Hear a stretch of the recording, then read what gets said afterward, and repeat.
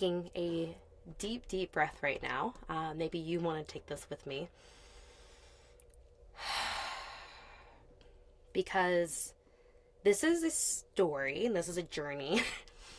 This episode is really me getting to open up about my health and wellness journey. And I've done, I think, bits and pieces of what's happened, what I've gone through. I did one around actually my birthday last year, so May of 2024, where I opened up even a little bit more on some of the things that had gone on.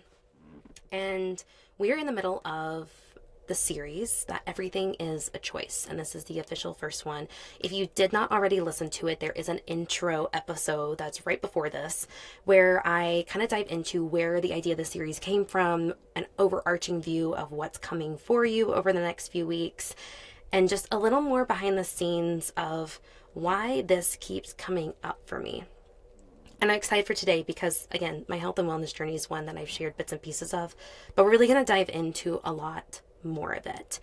And I will go ahead and preface here at the beginning, it is a intense journey that if you have had any body image issues, any food relationship issues, any alcohol related issues come up, I just want you to be aware ahead of time that a lot of that is in my story and in my journey. And if you are sensitive to that information, this might not be the episode for you. And I also would challenge you maybe to listen in to hear how I personally have worked through some of this, where I am currently at. I'm not going to dive into all the details. It is more to share my journey with you and where I am at now and how I have addressed it and continue to have to work on it, because many things don't happen instantly overnight. Many things also can not relapse, I don't like that word, but it can come back around. Everyone I've talked to recently, I've shared about like the onion. It's like you peel back that one layer and then there's another layer and then there's another layers. I've worked through some layers, but there's always more layers to work through and many different beliefs and thoughts. And that's what a lot of this comes down to. So for anyone who doesn't know, we're actually going to go way back to 6-year-old Catherine. And 6-year-old Catherine was, I don't really know. I feel like she might have a little fieriness in it. So Mom, if you're listening, I would love to know, was I a little fiery? I have no idea. My sister definitely was more fiery in personality. But when I was 6, I actually started doing gymnastics. My parents had bought the facility at the time and we jumped into it. And when I turned 8 is actually when I became competitive. So I was a competitive gymnast from 8 to 18. I went through level 4 to level 8. And then if you know gymnastics, they create a whole other leg called Excel. And I went into Diamond and did that for many, many years, all while being in public school, being in band, marching band, and then concert band, all the things. And gymnastics was my life. And I was very fortunate because of gymnastics. I was working out anywhere from 3 to 5 days a week. The weekends, I was very active. That is just what I did. I lived and breathed it. So for me, when you think about food, when you think about nutrition, when you think about other things, I really didn't have to worry about it. I kind of could eat whatever I wanted to. And if you know Cookout, for example, it's fast food. I was there in high school basically every afternoon between school and practice because that's just where I wanted to go and get a milkshake and fries or Hush Puppies and a huge sweet tea. Very, very different Catherine than the one right now who is much more conscious of food and nutrition. And it was a time where I had freedom, but I had a lot of mental and emotional things that were coming up. I almost quit gymnastics when I think it was my freshman year of high school. There was just the conflict of wanting to spend more time with my friends, but gymnastics took so much time. And then I was in the marching band and having to make just some really difficult decisions. So I got to 18, graduated high school, and I retired from the gymnastics world. At that point, I had been told I had hip dysplasia, meaning my sockets, so where my thigh bone, your femur, comes into my hip, was shallow. I had had hip issues basically all of my high school career, and I just knew my body couldn't take the toll. I didn't really want to do it in college. That never was a goal of mine. So at that point in time, I went from working out that point probably 4 days a week. They were 3-hour practices every day. Plus I was active on the weekends and I had meets, to really nothing. And it was not a bad thing. I was aware of it and I knew. And my mom warned me. I love you, Mom, if you're listening. And this is nothing against anything she ever said. This is just the way my mindset worked subconsciously too. I want to share that. I was not aware of this thought process, and I was not aware of it until many, many years later. Honestly, I did not become aware of it till about 5 to 6 years later. But she just warned me. She's like, remember, you're heading off to college. You're not doing full-time gymnastics anymore. So just like be aware of like your activity and like the food you're eating. It came from such a loving place. And subconsciously, my mind started churning, not even realizing it. And this is the first time that I really would say my relationship with food and my body started to change. Again, subconsciously. So I went to college. I actually was in the marching band and the color guard, floating flags. I actually was getting quite a bit of movement and workouts in. Wasn't really restricting myself, nothing like that. I was eating clean. I tried to eat in my dorm as much as I could. We had a little kitchenette. And I lived the first semester perfectly fine. And then somewhere along second semester and then going into my second year of college, things started shifting. And I really cannot tell you exactly when, but I started to get stricter on my food intake. I started twice a week walk running with one of my dearest, my internship director. She is a dear, dear friend that I adore still to this day. And twice a week I'd run walk with her. I was going to the gym now at this point. And it snowballed into my third year of college, which, just as a side note, I only had 3 years in college. I came in with a year under my belt. So my third year was my final year. And we had this opportunity. I was president of an organization where I was able to it was like 1 mile every day or 30 minutes of some type of strength movement workout. And so it started October 1st and it went until our conference that was in February. And this was like an everyday thing. So this is the first time that I started working out and doing something every day. But it wasn't just a mile and it just wasn't a 30-minute workout. Typically it was some type of walk run paired with a strength. And what started as a very simple challenge turned into me working out in some capacity anywhere from about 45 minutes to an hour and a half plus every day for the next 3-4 years. I did not break that streak until sometime in mid-2020. And it started on October 1st of 2017. Very long time. And then during that time is also when I started to restrict myself on food. I was still eating enough calorie-wise. I was just eating very, very clean. Only certain foods. If I went somewhere and out, like to a restaurant, and they didn't have it, I wouldn't eat it. I would wait till I got home, or I just wouldn't eat sometimes, actually. Most of the time I would eat when I got home. It just was different. And I didn't realize it, but I was leaning myself out so much. I had always been muscular, and gymnastics, I had the thunder thighs and I had the arm muscles, and I still had all the muscle, but I was starting to lean it out instead because cardio became such a big piece of what I was doing. And I'm sorry, I feel like I'm going down a rabbit hole right now. So we'll just kind of back up and jump ahead. So I got to a point where I was at my lowest weight. I was at, I'm just going to say the number to give some reference. I was at 105 and I am 5'2", to give you an example. And that is very low still for somebody who is 5'2" and working out as much as I was. And I was very active because I worked in the hotel industry and I'd be running around in housekeeping and running around the front desk and running around the hotel. So I was getting lots of steps in every day. And in the midst of this, COVID happened, which honestly didn't help any of it, gave me more time. And I finally, though, when I got furloughed, I went home, I kept working out. I had this realization that something wasn't right. People were starting to be worried about me. And they had been voicing it for a little while. And then I ended up getting a job in Virginia, and we moved. And during that time, I went from this all or nothing mindset I've talked about before, where I was all in, working out no matter what, and I went all to nothing, where I would go on walks, but I was doing no more strength. I really wasn't doing cardio, and I was working 16, 20-hour plus days, and I increased my drinking because of the stress and the anxiety coming from my job. So with that, I would eat out more often. I was drinking almost every day, and no longer excessively overworking out and excessive strictness. I kind of just went to the opposite end of the spectrum for the next 2 years. And it took a toll on my body, and I didn't realize like this slingshot that happened, and I couldn't tell it even in my body for another year and a half.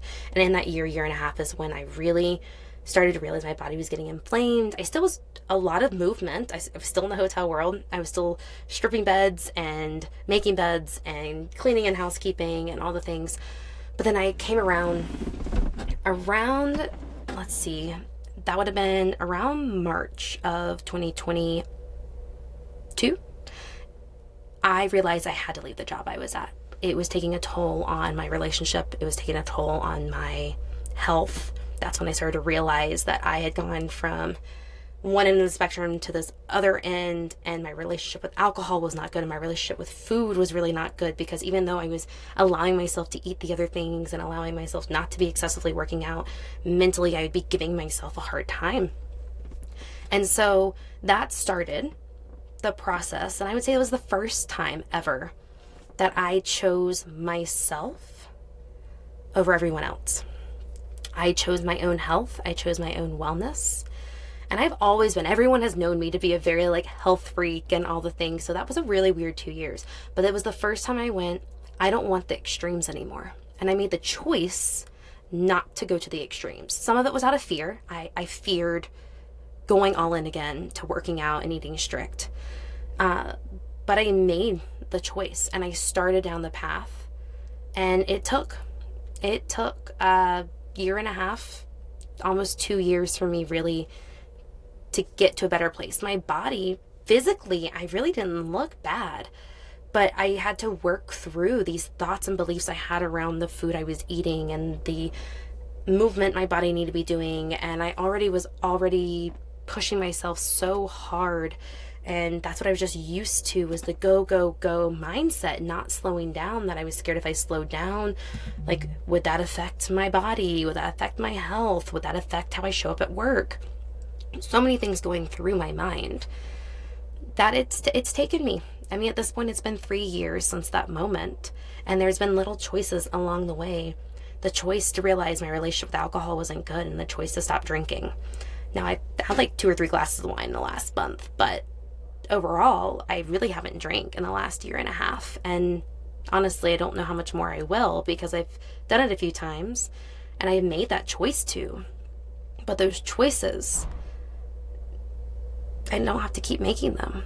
And that's the cool thing, is I get to choose when I want to test things out. I get to choose when I want to change the direction on the path I'm going. I get to choose how I want to focus on me and take care of me. I get to choose when I need to go seek help, seek a therapist, seek a functional medicine doctor, seek somebody to support me in nutrition, someone to support me in my physical health. I have been watching Sydney Cummings videos on YouTube for my workouts for the last 10 years, really, at this point, which is crazy to think about. But I love her, and I've made the choice to continue going back to her because I just have loved her workouts and how they make me feel. But this all has been a choice. And there's been so many other little choices in there that I made subconsciously, not realizing it, to get me to that point in 2022. And then now, over the last 3 years, really, truly turning inwards and prioritizing myself and understanding, when can I say yes? When do I need to make the choice to do the things and do the workout and do the run or do the walk? But when do I need to choose to rest? To allow my body the relaxation, to allow my body stillness. And that's not just my physical body, it's the mental and emotional side too. I have started to make these choices to bring in a fully holistic perspective and not the all or nothing mindset. The understanding that my body needs love and needs care, but I have to make that choice. I had to make the choice to stop drinking alcohol. I had to make the choice to start eating in more. I had to make the choice to not be working out an hour and a half every single day for years and years and years. I had to make the choice to be okay and just start changing my mindset. It was a choice. You get to make those choices. You get to make the choice to change your mindset. You get to make the choice on how you take care of your body. How are you feeling your body? And in this realization is where, if you look at my hat, Live Well, this is a hat from the Shackley conference that I went to. And I walked into this room knowing nothing about the company, not even realizing what conference I was really going to. I just decided to join one of my dear friends. And while I was there, they were talking about the idea of the choice to live age-free, the choice to have longevity in our life, that it's not about the aging. It's more about how do you live while you're aging. And that is what I have realized in the last many years is I'm going to keep getting older. And I'm only 28 years old. And I know that compared to maybe some of you listening actually to this podcast. But I also am 28 and my body as a woman especially is changing. And I am wanting to fuel it with the things to make me feel good, to help me show up in the energy that I can. And so few things have happened in the last few weeks. One, I hired on a functional medicine consultant. She has been absolutely incredible. Amy is phenomenal. We have done blood work. We did a GI mapping. We've done my hormone test. We've done the hair test. And we've been able to take all of that and create a protocol to really, truly turn inwards and focus on everything that I'm doing to fuel my body. And the funny part is part of that also has to do with my mindset, my emotional and mental capacity. Because a big underlying thing for me that I will share more about probably in the future, and I want to keep sharing this journey actually with you, working with her in the functional medicine side, is stress being an underlying factor for me. So big thing I'm having to start work on because I'm realizing it's more emotional and mental that I have to work on top of the nutrition and the vitamins and minerals that I need to be fueling myself with. So that's one thing that I've done in the last few weeks. The second thing I have done is partnering with Shackley, because I know I have started my business Success Beyond Strategy because it is more than just strategy that gets us to whatever we define success as, however we want to live our life. And a huge piece of that for myself, the reason I now show up the way I do for my business, the reason I've been able to leave corporate and take a risk and go all in, is many different factors. It was a choice that I'm going to talk about actually in the next episode on leaving, why I made the choice to leave corporate and that whole story. And it has been the fact that I have taken care of my health and my wellness. I have prioritized that for so long to make sure I can keep showing up even when I am so stressed and anxious sometimes. I have to keep fueling myself. I have to keep moving my body. I have to allow my body rest and stillness. There's so much that goes into it. And Shackley believes that all of us can live this beautiful life where age is just a number, where we really can have longevity, where we can live age-free and feel good and still show up the way we want to for our family, for our friends, for our business, for our career. And that's why I've joined with them. And I will actually link it down below if you're interested in just looking at the products and things, but it's all about the protein. It's all about your nutrition. It's about the skincare, the things we're putting just on our skin, including deodorant and face wash and makeup. It's the products that you're just using on a daily basis in your home. Like, they encompass so much, and there's so much more again in the future I will dive into about Shackley, but I share that because what I have done is through all these choices in my health and wellness and all the ups and downs and rights and lefts I have taken in this journey, I have made so many different choices, and it has gotten me to this point where now I choose me. I don't choose the comparison of comparing myself to other people. I don't choose the all or nothing mindset. I don't choose to burn myself out trying to overwork out or to drink and cope with alcohol. I don't choose the way I've been living my life in the past. I choose the now, and I choose to fuel myself well. And that is what working with a functional medicine consultant has been. That is what partnering with Shackley is for me. It is what now incorporating this into my business with my own clients is getting to bring that to them so they can see what kind of life they can live and how they can run their business, how they can have their career, because it's so much more than just the strategy, but it's the choice you have to make. You have to decide. You have to choose to put yourself first. You have to choose to put your health and wellness as a priority. And if you don't, that's okay. I'm not here to tell you what to do or not do. But I promise when you start doing that, you start to feel better.